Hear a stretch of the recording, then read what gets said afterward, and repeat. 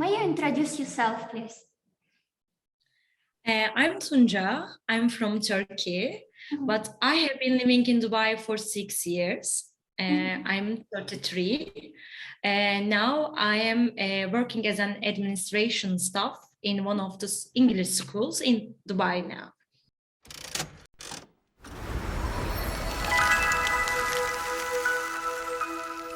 Can you reveal most common stereotypes about Turkey? Yeah, of course. Actually, I'm also hearing some things nowadays. For example, as if we are riding camels.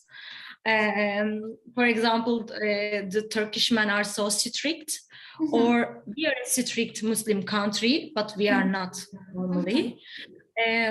All women are covered and they are wearing hijab, they think, but no, we have a democratic regime and we actually follow secularism in our country. Actually, like that.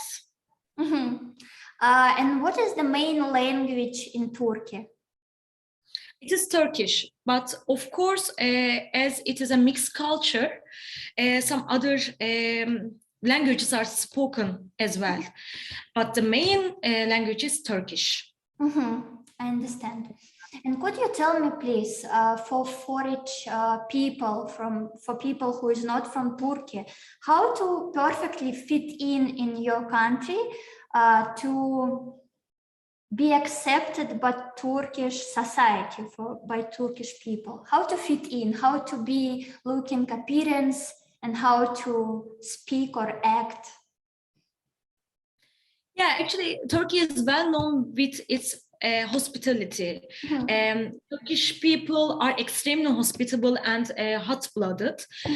For example, when you meet actually a Turkish family, they can immediately invite you for dinner, lunch, or any other things for their home, in their home.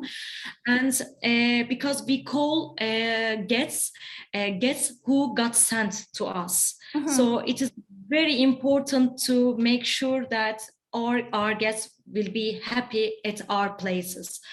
But of course, for example, elderly people mostly expect respect. So in some parts of Turkey also, you should dress appropriately. You cannot wear so small or actually short skirts. Maybe you should cover yourself a little bit, but in some parts, but in other parts, of course, everybody can fit in very easily. But this is important to speak Turkish when you wanted to fit in, or it's okay to speak English. For example, in big cities like Istanbul, this is okay to speak English, or you have to know at least few words or few, like, how to basically. Yeah, Turkish people will be very happy if they hear you speaking in Turkish, because most of people cannot speak English properly. But of course, in big cities like Istanbul or Ankara, or for example, the touristic places in Egypt or southern side, of course, people can speak in English. If you want to communicate with Turkish people in an easy way, of course, you need to know basics of Turkish. For example, nasılsın, how are you, hello, merhaba, iyi misin, are you okay? Maybe you should learn them. Yeah, I understand. People need to be actually very careful about how people practice their religion also in Turkey. And for example, they need places, they need time. And for example, there are sometimes people fast during Ramadan, for example. So if people respect all kinds of things, of course, they can fit very easily. I understand. And can you explain about your life in Turkey in general? Maybe what lifestyle do you have? And not only you, but people in general, what activities they do, what is their lifestyle, what they like to do, how their life going on? As it is a mixed culture, there are lots of activities and there are lots of types of people in Turkey in general. I'm coming from a big city. I'm coming from Istanbul, so it was very basic. For example, I was working. I was getting up, I was going to work, and after work I was meeting with my friends, going to restaurants, going to cinemas, maybe at the weekends going to the nightclubs, some bars. But in rural areas it is different, of course, because people are getting up very early. That's why they are going to bed very early as well, and they are working on farm, and they are working in rural areas, or they are working on at the sea. So it differs actually to the parts of Turkey. So I think it's very general. So it is not different from any other European country or any other big Asian country, I can say. I get it. And the Turkey a Muslim country, as I understand, right? The most Turkish are Muslims, right? So can you explain for me, please, what is the most important holidays for you in Turkey, and how do you celebrate this, some tradition around these celebrations? Yes, the most population is Muslim. That's correct. But most of people maybe are not practicing Islam. So we have, of course, two religious Eids. One is Ramadan, and the other is Eid of Sacrifice. This is the two biggest actually celebrations. Also, as we are a democratic republic, we also celebrate some national holidays. For example, Children's Day, Republic Day, Youth Day. So we are all having our holidays, days off during that times. For example, during Ramadan, you know, people fast. So after that, there are some celebrations. People visit each other. Mostly elderly people actually are visited during Ramadan Eid. So in El Al-Hatta sacrifice, some people sacrifice animals and they actually deliver the meat to the people in need.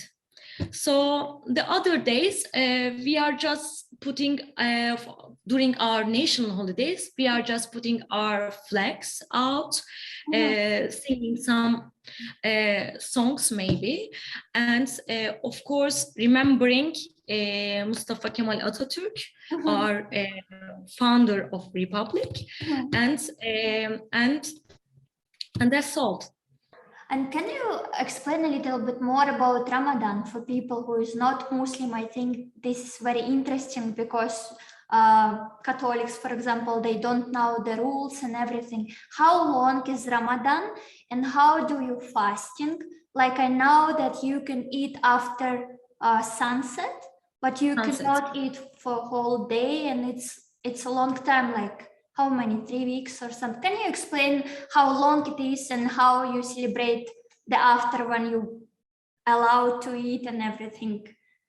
Yeah, of course. Ramadan is for 30 days. The day starts with the sunrise. You just stop eating at the sunrise till the sunset. So of course, everybody is respectful to the ones that they fast, but everybody can enjoy their food and enjoy their meals during the day if you're not fasting. But it is forbidden to drink water, eat anything if you are fasting. And of course, in summertime, it is very long. You know, the daytime is very longer when compared to the winter times. In some Muslim countries, there are restrictions. You cannot drink water in the streets. All restaurants are closed, for example, or covered with black, for example, curtains, but it is not applicable in Turkey.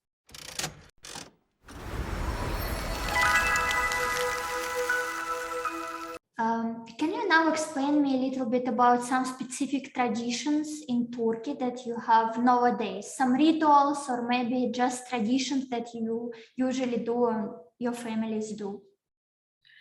Yeah, the most important one is actually kissing hands. When you meet, for example, an old guy or a woman, you kiss their hands and put in your forehead. Oh. This is a sign of a respect. Yes, my mother always expect me to do this when we meet, or for example, during Eid time, Ramadan time. This is one of them. The other one is Turkish hammam, Turkish bath. It is very famous. It's a cultural thing. And I think it is going back to the 7th century or something. It is very old tradition. And if you clean your body, and it is linked to the cleanness of your soul. Yeah. So it represents, hammam represents this. But nowadays, actually, most of the time, tourists can enjoy hammam. We are not usually going there, but as some bachelor girls, for their bachelor parties, going there and have party there, actually. Yeah. And that is very nice. And it is mostly they are next to some mosques, and because if you want to pray, you have to clean yourself first. Yeah. That's why hammams were very popular and still are very popular. And we believe in evil eye, and we are sometimes carrying a nazar stone. It is blue, white, and yellow. It looks like an eye, and it is believed that it protects you from bad eye. Yeah. We are addicted to Turkish coffee and tea, of course, and we are reading fortunes from Turkish coffee glass. Or we are famous for actually Turkish carpets and Grand Bazaar. It is very, very nice tradition. Every family wants to go to a Grand Bazaar or Turkish carpet bazaar. It's kind of a cultural thing. We always spill water behind people who lives with car or by walking if they are going to the long distance. Yeah, we are just putting some water after them. Yeah. For example, some brides are writing names under their shoes. The other bachelor friends, if your name is erased, immediately you will be the next to marry. We believe that. And also we are doing some henna nights. Some in the bachelor parties, the mother-in-law puts henna in the bride's hands. Actually, it represents the blood, and also it represents a transition from girlhood to the womanhood. These are some kinds of traditions. So another thing that I heard about Turkey, and I saw it myself when I was traveling to there, it's cats. You have a lot of cats and they're not suffering there. People there take care of cats a lot because they all looks very happy, very healthy, and very like fatty. So can you explain me why so many cats in Turkey and why people in Turkey so much care about cats? And it looks like they love it. They love them.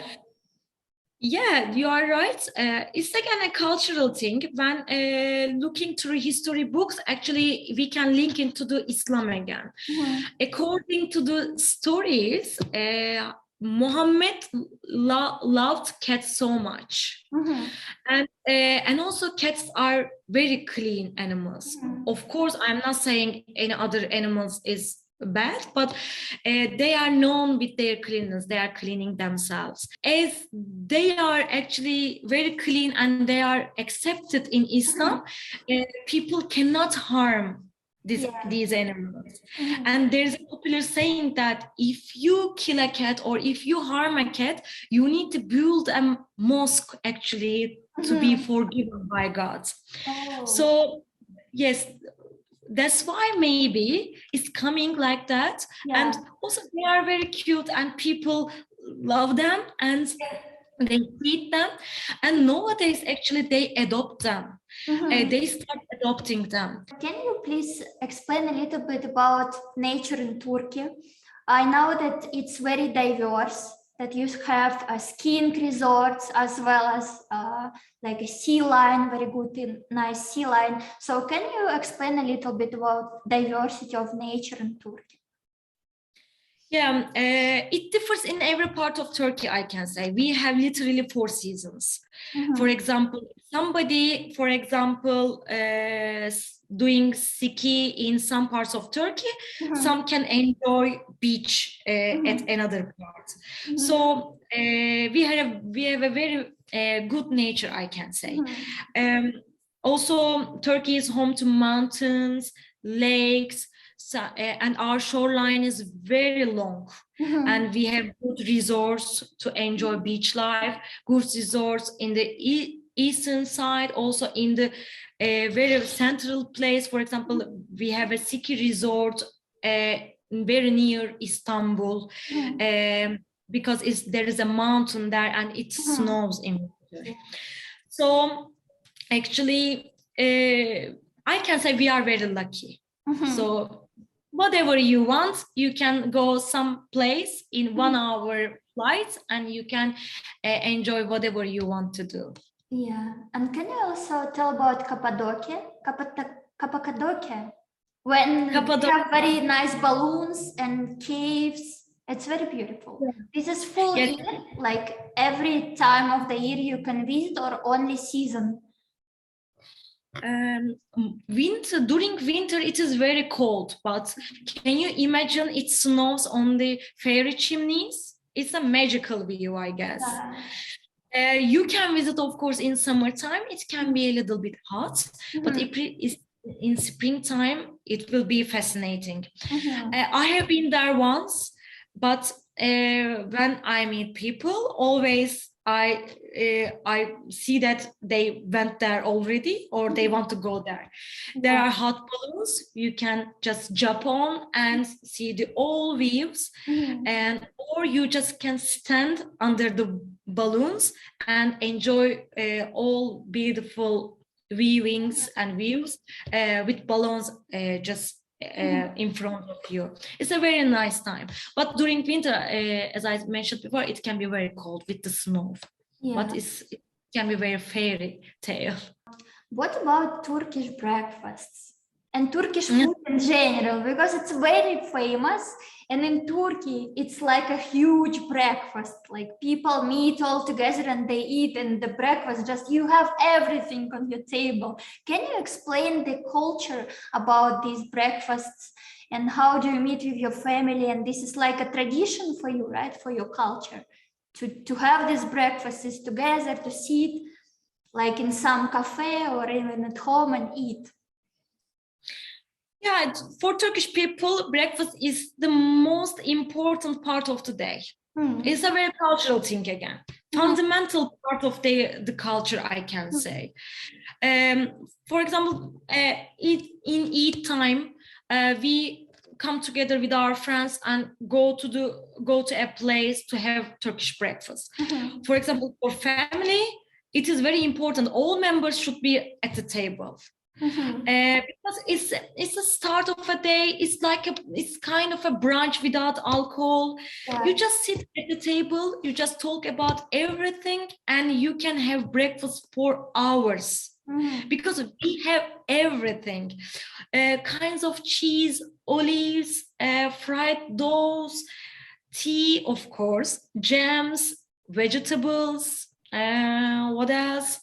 Bread, cream, everything actually you can imagine.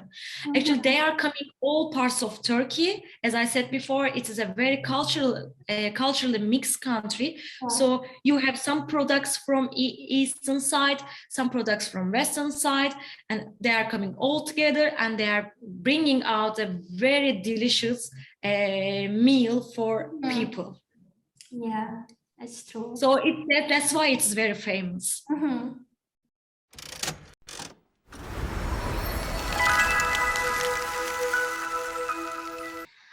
Can you explain the common portrait of Turkish person? For example, the appearance, the personality, what he do, what life he have, just in general, what personality have Turkish person? In general, Turkish people pay attention to generosity, hospitality. They like actually, how can I say, building community networks. They pay attention to nationalism sometimes. So mostly they are generous.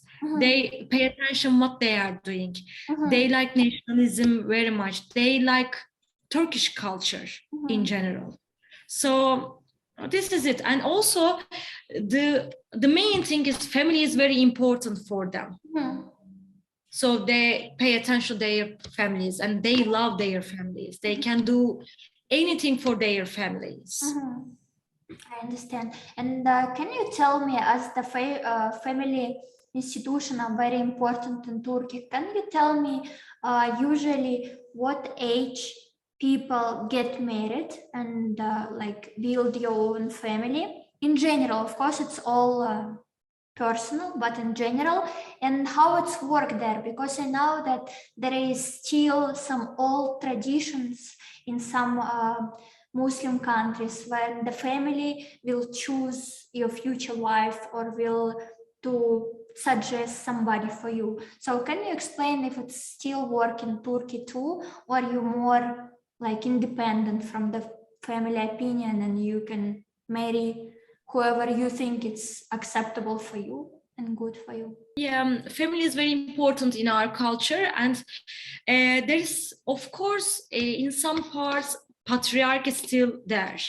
So it is correct, yes. In some parts of Turkey, still they are choosing the right bride for their sons, for example, and these places are where we always see young aged marriages mostly. But in big cities, because of, I think, freedom of living their own lives, people choose to marry just before 30s or after 30s. Now, they are now paying attention and focusing on their works and their lifestyle mostly. And they are just living with their girlfriends, boyfriends, or partners. And they can get married at old age, not old age, but after 30s maybe. But in some parts, yes, they are choosing their brides still. Their families meet first, and then selecting the bride, and maybe couple come together, maybe not. It's happening. So another question is, I know that in some Muslim countries, this is acceptable to have multiple marriages. And I wanted to know if in Turkey, this is acceptable to have multiple marriages like this, or you are monogamy, you keep monogamy. Yeah, there's an untrue belief that Turkish men can marry 4 wives. It is totally illegal in Turkey. It's coming from religion. I know that. In some parts, maybe they are getting their second wife, third wife, but in a not legal way. They are just doing religious marriages, not constitutional one.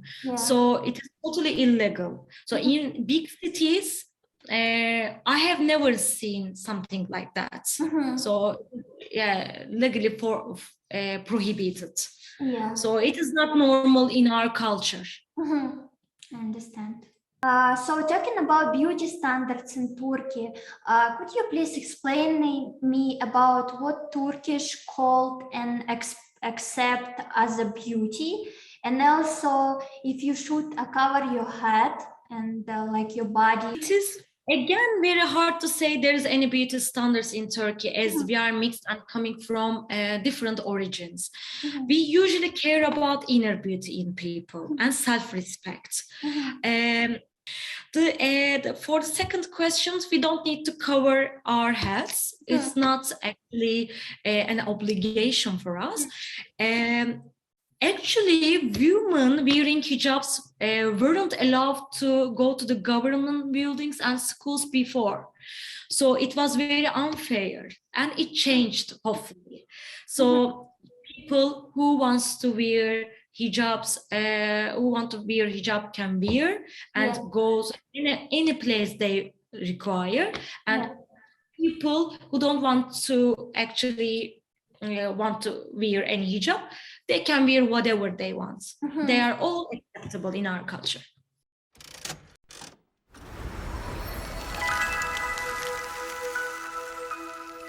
Can you please name positive and negative sides of dating person from your country? Of course, it's all about personality, but still in general, I believe that each and every culture have some specific moments that you should to know. Yeah, for Turkish men, I can say they are smooth talkers. They are very much forward. They can be romantic, but at the same time, they want to be a patriarch in a relationship. Not, of course, I cannot say in general, but some Turkish men are like that. They are proud of their culture and heritage. They can be very family focused, so you can trust them. But you can see a power inside because of being a part, being actually maybe wanting to be a patriarch. For Turkish women, they are strong. They are smart. I can say in general because I can speak in favor of women in every time. They are friendly and they are loyal, and actually they can be protective. And negative sides I can say they can be jealous because most Turkish women are considered to be jealous by other nationalities. I know that. I am jealous, so I know maybe they are cultured because we want to protect our family, maybe our relationship. That's why we become jealous and so protective. I understand. So now it's time to spinning the wheel. Basically on my website I have a random amount of USDC, and I will spin the wheel now, and random amount will appear on the screen, and this amount I will send it to your cryptocurrency wallet as a prize. Crazy? Yes, great. 1, 2, 3. I'm excited. 25. Nice, thank you. Thank you very much. So now we're going to spin an NFT wheel. Ready? Yes, I'm ready. 1, 2, 3.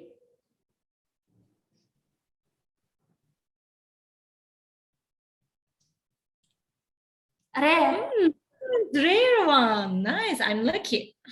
So now you will go on OpenSea. You will find the unique or typical collection, and you will choose one NFT from the rare section, and I will send it to you. Okay? Okay, thank you very much. I'm so happy. I chose.